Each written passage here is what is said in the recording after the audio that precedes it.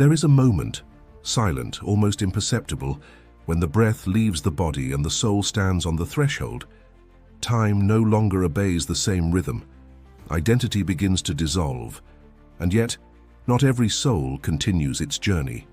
Some linger, some remain tethered to a realm they no longer belong to. Why? This question is not merely philosophical, it is vibrational, it is energetic. It is the cry of souls caught between dimensions, suspended in a liminal fog, unsure of who they are or where to go. According to Edgar Cayce, the sleeping prophet, the soul's path after death is not guaranteed to be linear. It is shaped by the consciousness it cultivated while alive. And so, in the unseen planes beyond the physical, resonance governs movement. Cayce often spoke of the astral plane as a field of impressions. There, thought is form, and intention is gravity. When a soul passes from the body, it is drawn, magnetically, unavoidably, to the frequency it most deeply aligned with in life. Some ascend swiftly, moving toward realms of light and remembrance. But others stay close to earth, wrapped in the illusions they never released. These are the souls that get stuck, not because they are punished, not because they are condemned, but because they are entangled, in fear, in attachment, in the echoes of an identity they believed to be eternal. Cayce taught that the veil between life and death is thin, but the passage through it requires a kind of inner clarity. Those who clung too tightly to control, resentment, regret, or even the overwhelming shock of sudden death may find themselves confused, lost, or even unaware they have passed. Imagine this. A person dies suddenly in an accident. The body ceases, but the soul in shock remains near the scene. Time distorts. The soul may still attempt to speak, to interact, not realizing the physical form is no longer operative. Cayce described this as a disorientation of vibration. The soul, still resonating at earthly frequencies, cannot yet perceive the higher realms that await it. The gate is there, but perception is the key. And what of those who lived with denial of the spirit? Who feared death so intensely they never looked it in the eyes? They may enter the afterlife blindfolded, metaphorically speaking, unable to orient themselves without the scaffolding of belief. In Cayce's readings, this blindness is not eternal. It is transitional, but the length of transition depends on the readiness of the soul to release its bindings.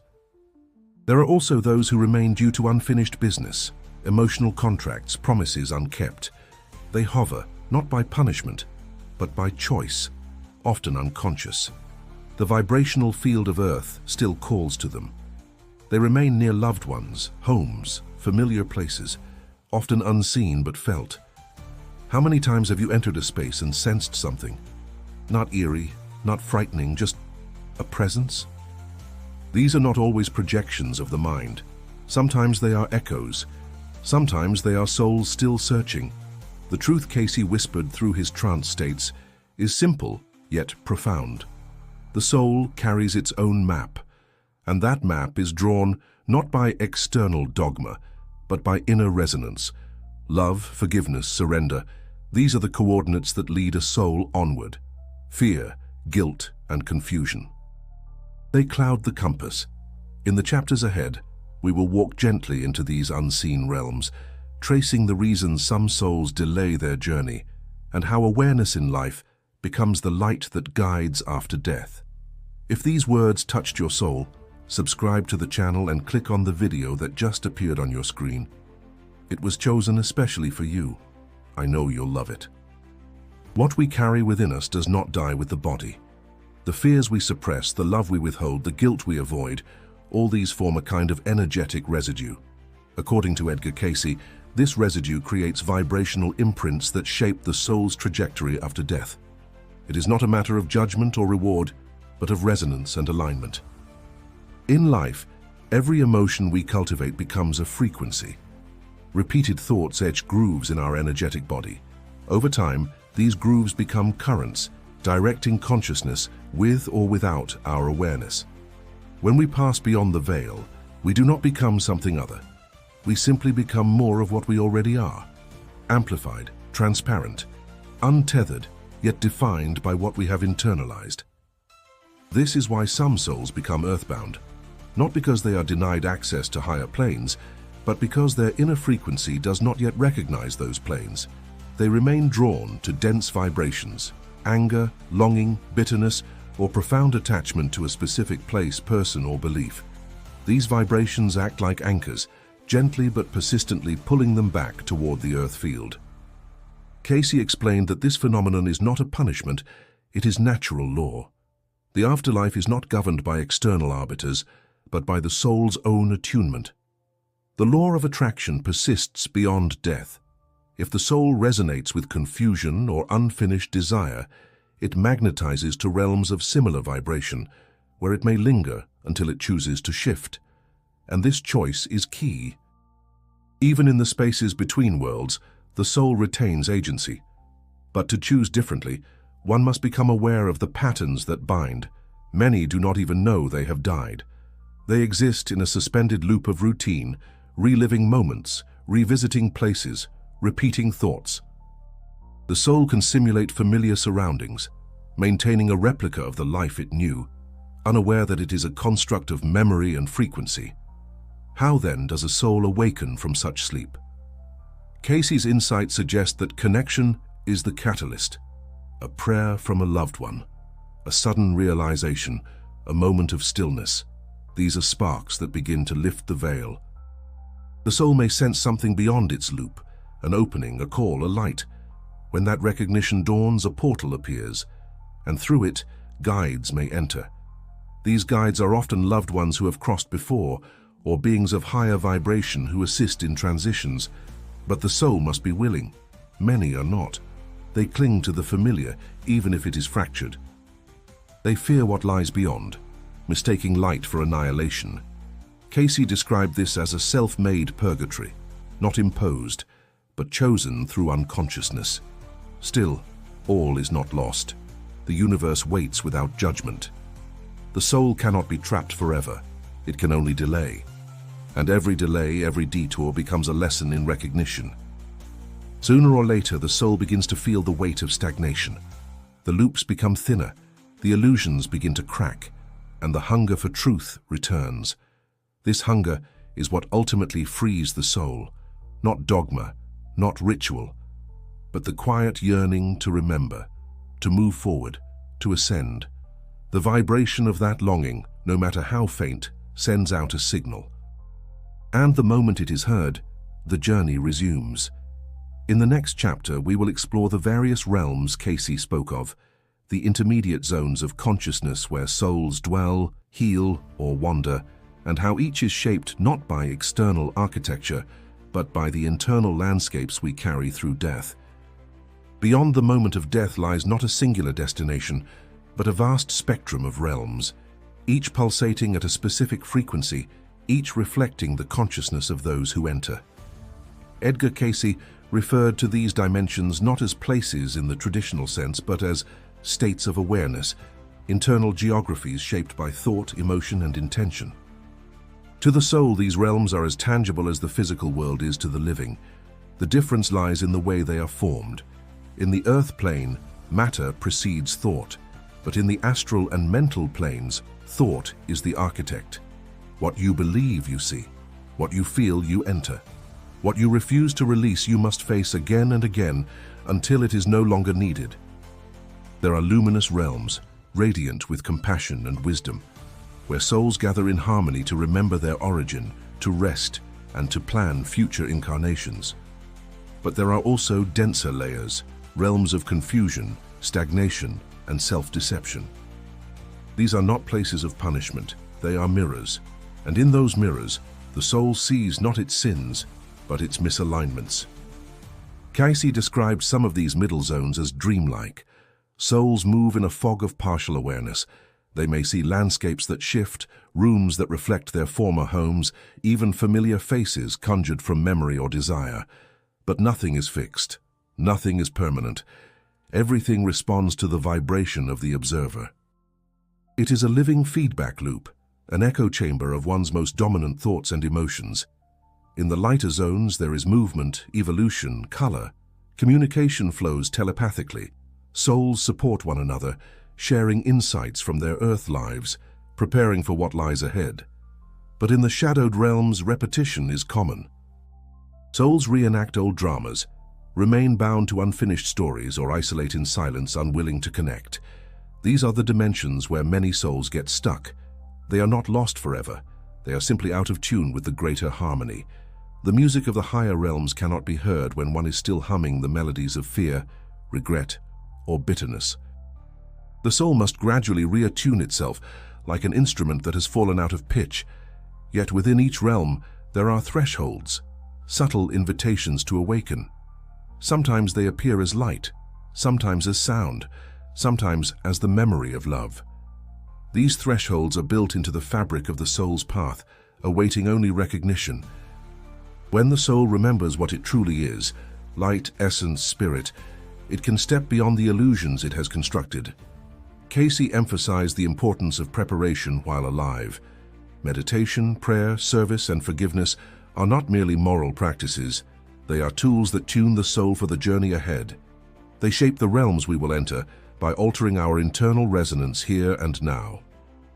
To live consciously is to die consciously, and to die consciously is to move forward with clarity, not confusion.